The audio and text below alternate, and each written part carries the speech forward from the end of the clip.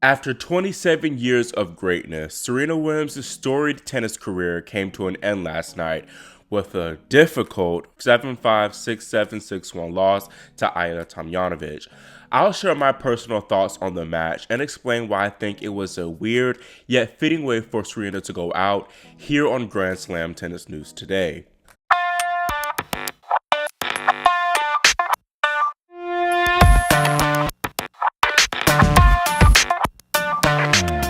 I first want to start by saying that Serena played phenomenally early on, despite getting broken to start the match. She was honestly moving and striking the ball even better than the famed 2021 Australian Open run. Yes, it was that good. I'm going to keep saying this throughout the video, but Ajla played the match of her life yesterday. But even amidst it all, Serena really should have won this match in straight sets. She had a decent opening to break at 3-2, but she did manage to break eventually to go up 5-3 and serve for the opening set. She had 30 all in that game, but once again struggled to hit her spots on the first serve, and Tomljanovic took full advantage of those looks, playing some great points and forcing Serena to go for more. The serve let her down this set badly for Serena. She won 73% of first serve points, but only had a 44% of first serve in rate. And then she only won 32% of second serve points, which is just unacceptable for the greatest server of all time. Williams had an opening to break back at 5-4 to win the opener,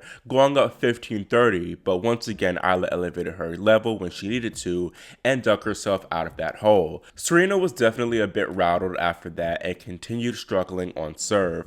The errors kept flowing while Tomljanovic remained solid and ultimately hung tough enough to seal the first set. Even though she did drop the first set in that choking manner, I wasn't worried at all and expected Serena to come back stronger while Ajla dropped her level of play. That was pretty much the story as Serena found her first serves again and went back to aggressively attacking Ajla's second serves and following them up with net finishes. Serena raced out to a 4-love 40-30 lead, but at this point she just couldn't sustain her level and really started to rush a lot more, which contributed to her being broken. Williams was able to maintain her lone break lead though and went up 5-2. Now this was the true turning point of the match as Serena held 4 set points but literally rushed on just about all of them, which ultimately aided Ajla in holding to close out that marathon 17-minute game. Serena of course kept fighting but just couldn't hit her spots on serve once again, which enabled Tomljanovic to just grind and outlast her from the ground. Ajla managed to level the set at 5-all, but Serena wasn't going down without a fight, ultimately closing it out in a tiebreaker about 35 minutes after that dreaded 5-2 game. I was surprised Serena didn't go off the court again after the second set like she did against Kontaveit, but she broke immediately to start off the third set, so I thought she had it covered. That would actually be the last game Serena won in this entire match, as another small turning point happened after Serena dropped her 1-love 40-15 lead to get broken right back. That definitely took the wind out of her sails a bit and only boosted Tomljanovic. Serena had opportunities to add scoreboard pressure with some holds, but she lost key marathon service games, which hurt her chances even more. Tomljanovic went up a double break at 5-1, and that's when I knew it was pretty much over. Serena, like she's done throughout her entire career, fought until the very end, saving 5 match points before taping that last forehand in the net to call it a career. You could really tell that Serena was waning a bit physically towards the end of the match. Before, when Ajla had set up shots on her forehand, Serena was anticipating them all pretty well, but throughout a lot of that third set, she was beaten a lot more by them. It was just standing flat-footed. The legs were definitely gone and kind of tired, but her team lied to her and said that Ajla was the more tired of the two. I kind of understand that because you want to pump your player up and give them some motivation so that they can come back, but I feel like instead of telling her Serena those lies, they should have given her some actual good strategy, like, keep charging the net, keep, play that extra ball, wait until you have the opportunity, then come to the net. Tomljanovic just wore Serena down, honestly like she should have, because she's over 10 years younger than Serena. Ajla was the better player in the end and deserved the win with how hard she fought. However, this just shows you how much of tennis is a momentum-based game, because this really should have been 6-3, 6-2 or something like that for Serena had she won 2 or 3 important points here or there. Now, it still could have gone to 3 though if Serena had won that first set, because at this stage of her career, she does tend to feel the pressure a little bit more. Before, Serena was notorious of just putting that clamp on opponents whenever she had that lead and just suffocating them towards the end. And towards the end of her career, she kind of lost that ability, and it's become harder for her to close out these important wins. Still though, I feel like if she had won that first set, this match would have been hers. Once again, as I keep mentioning, Ajla played phenomenally well, but looking at things that Serena could have done better, I feel like she made way too many net balls when she had opportunities to close out games and really extend her leads in this match. I think a lot of it came from both deceleration and then accelerating at the wrong points. And pulling up on her shots. Like I mentioned in that 5-2 game, for example, she rushed her shots way too much. It was just trying to finish it off one shot when she didn't have that shot to finish it off of. And once again, I think a lot of that comes from being tired and a little bit fatigued. Serena also stopped attacking the second serves and following it up with those net finishes, which was a very good winning play for her. In that first set, earlier in that first set, and then earlier in that second set as well, and later towards the end of that second set. It could be because Ajla was passing a little bit better, but Serena needed to just commit more to closing at the net. I'm mad, but not mad with this being Serena's last match, because as I keep saying, she should have won this match, but I truly don't believe that she would have gone all the way, even with how well she had been playing. Samsonova next would have been very tough, and I actually had Ajla playing her in the 4th round to ultimately lose to her. I think Ludmila will ultimately make the semifinals and then fall to Caroline Garcia, who's playing lights out tennis right now, as she recently dominated Bianca Andreescu 3-2. Something really didn't feel right though, because this match was so strange, and Serena, as I said for like the 1,000th time, should have won this. She had so many opportunities, and it also just felt really anticlimactic. The match point, the lack of fanfare afterwards, it just really didn't feel like this was it, like this was the last match of this great champion's career. It was just weird. And going back to the whole atmosphere and the whole, cinematics of it all, I think the crowd was terrible, honestly. I mean, they cheered for her like they should have, and they obviously were behind her, but I feel like they should have done a little bit more. I really feel like they got too comfortable thinking that Serena would beat Ajla with ease, and I have to admit, I thought Serena would win this match, but I didn't think it would be comfortably as the crowd probably thought. I think a lot of this stems from Serena beating Anett Kontaveit in the previous round. They're aware that Anett was the world number 2, and they probably had the mindset of, hey, if Serena beats the world number 2, she can beat just about anyone. And a lot of people in that crowd probably had never even heard of Ajla Tomljanovic's name before. No offense to her, but they probably looked at her name like, Ajla Tom who? Even still though, I just felt like they were way too lax. Like I was there for the Kovanic match, and even I saw watching on TV the Anett match, the crowd was into that match. They were cheering loudly for each and every point that Serena won. They were cheering for Kovanic's and Kontaveit's double faults really loudly, and that's what you're supposed to do. You have the greatest player of all time playing her last ever tournament, and this obviously being her last ever match. You're supposed to get in Tomljanovic's head as much as possible. I don't care. I'm sorry for everyone saying, oh, this is gamesmanship, yada, yada, yada. Yes, it is a little bit. The crowd shouldn't be, I'm not saying the crowd needs to be disrespectful, but they need to be all up in this match, and they were not doing that. And I'm sorry, if you have a problem with how the crowd behaved against Kovanic and against Kontaveit, you really did not want Serena to win this match. Like, I'm just putting that out there. You really did not want Serena to win those matches. You were preying on her downfall, honestly. But anyways, focusing back on, the crowd not really having, they had respect for Tomljanovic, but they really didn't at the same time, because they didn't think that Serena would lose to her until dang near match point. So Tomljanovic is 48th ranked in the world, but she really should have been ranked higher. She should be ranked higher, and she should have been seeded for this U.S. Open. Her making the women in quarterfinals essentially did nothing for her ranking, obviously due to the Russian and Belarusian ban. So the points from Wimbledon did not count here. This was really a top 10, top 5, world number 1 performance from Tomljanovic.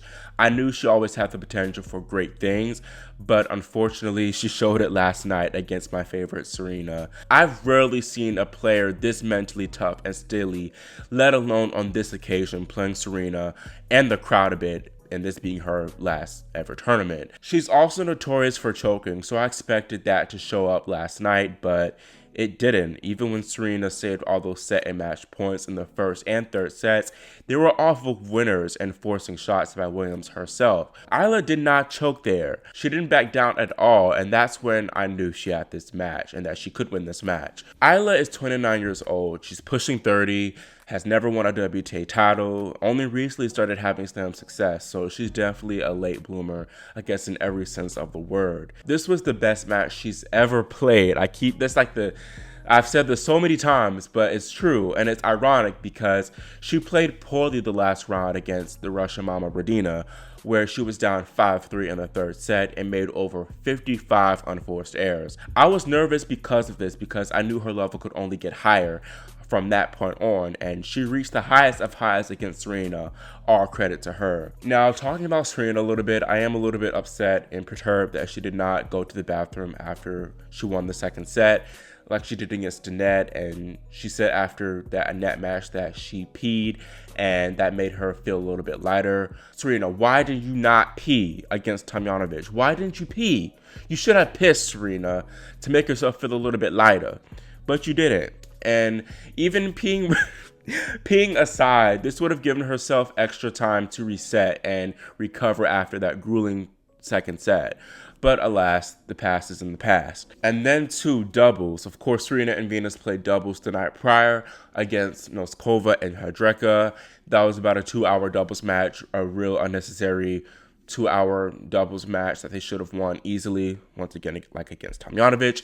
But alas, I think that doubles performance, even though it seemed harmless on surface level, it kind of was detrimental to her in that last match against Tomljanovic, because she was half tailing her serve in that doubles, understandably, because she wanted to save her arm and her body overall. But I think that honestly threw her rhythm off on serve, as she was not hitting her spots nearly as well as she was against Kontaveit and against Kovanic. Now, this match was an epic, and I tweeted this last night, but it's crazy how in just 7 matches back from her for her 2022 comeback, she's played 3 top 10 matches of the year in 2022, from Harmony Tan to Kontaveit last round, and now this match. All 3 of those matches, she played well in those matches. It's just the mental thing, with that Tan and Tomljanovic loss. The mental side of it just got to her at the end and prevented her from progressing further. It's weird. I'm going to keep saying this, but it's weird, yet a fitting way for Serena to end her career, because it was actually her first and only U.S. Open match that lasted more than 3 hours. Also, when Serena made her U.S. Open debut in 1998, she lost in the 3rd round. And here in 2022, what round does she lose in? 3rd round. So it's fitting, I guess. And then I think the last game at 5-1, I think it was honestly the perfect way to finish, kind of. Because it really exemplified Serena's fight and embodied her fighting spirit, her saving those 5 match points and just never quitting, her never say die attitude, just being out there on full display. And it was very reminiscent of the 2012 French Open loss to Virginia Rizano, whatever her name is, where she saved like 9 match points, I think. It was just fighting to the very end, just going for her shots. Honestly, I was at peace with that last game, to be honest. I didn't like how anticlimactic it was with that forehand approach shot being in the net, but, beggars can't be choosers.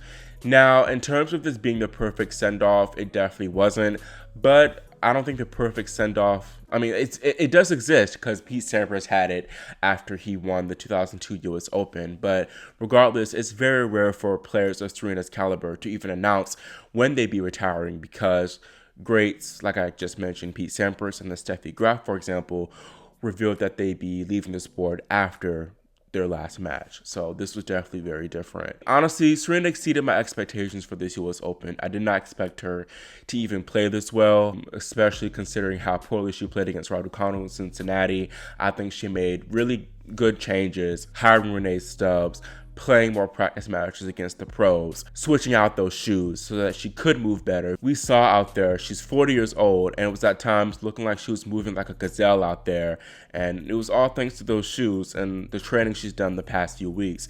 And Serena said after the match that had she had started the comeback a little bit earlier, she could have gone a little bit further, but, you know, it is what it is. So many of Serena's celebrity peers gave her props, you know, seeing that this is it.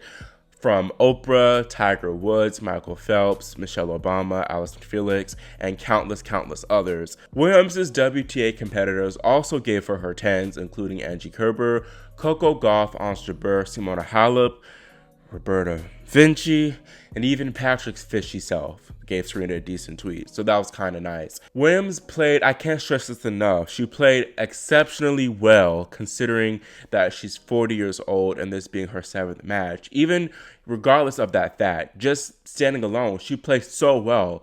And she really could definitely stick on the tour for a couple more years. Like she said, with more prep, she could do better and maybe win that last slam, but regardless, I think it's time. As one of Serena's biggest fans, I think it's time for her to move on to the next stage of her life. And like she said, evolve onto bigger and better things. Like she said in that Vogue article, she wants to build her family and focus more on Serena Ventures, her venture capital firm, and then her S by Serena clothing brand. It's weird. I feel like it's weird that I haven't cried, or I didn't cry at all, really, after the Tomljanovic match. And for one, I think that watching that match took a lot out of me because the match was just silly and I was ready for it to be over. But then too, I think it's time. You know, 2021 was supposed to be Serena's last season on tour. We all know that. If you don't know that, you're not a close Serena fan like we are. Just kidding. But regardless, like 2021 was supposed to be it. It was heartbreaking when Serena had that injury scare at Wimbledon, when she basically tore her hamstring out there at 3-1. And we didn't know if she would ever come back on tour. You know, we thought that that could have been it, especially with her, you know, delving fully into her Serena Ventures thing. And even she didn't know herself whether she'd come back. So her even making this comeback, that 2022 comeback, was a gift to us, her fans. Even though she didn't get 24, 25, 26, whatever else, she ended this on her own terms. That's what I wanted her to do. I'm happy with this. I'm happy that she was able to come back and end things on her own terms.